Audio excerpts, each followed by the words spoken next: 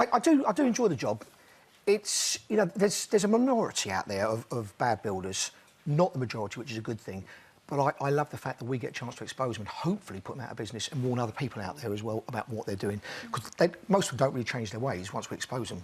There's been a lot of prosecutions and there's been some convictions where they've actually gone to prison.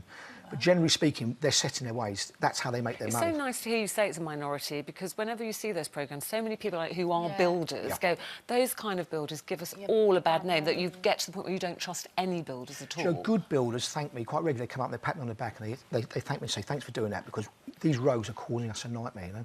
But I also get a lot of builders come out and say, look, what about the bad customers? You know, and I always say to people, you know, you know, when you get a good builder, it's like a good hairdresser or a dentist, keep them. If they do a good job, pay them the money. How do you know they're a good one in the first place? Well, if you're looking for a builder now, what are your 3 top tips? Well, what I would personally do, most people wouldn't think of this, is I would do a credit check on anybody. And for a fee, it's only about £4 or £5. You literally can go on a website. There's a few different ones out there, like Credit Safe, and there's Registry Trust, things like this.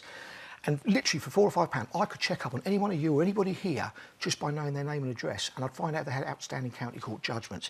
And that is a really good indicator of who you're dealing with, because it's a common denominator that a lot of these rogue tradesmen that we go after out there, these bad builders, quite often have got stacks of unsatisfied county court judgments. And for everybody that's bothered to take a builder to court, there's probably 10 people who haven't. And when I look at them and I see some people have got in excess of 20-odd county court judgments, you wouldn't touch them with a barge pole.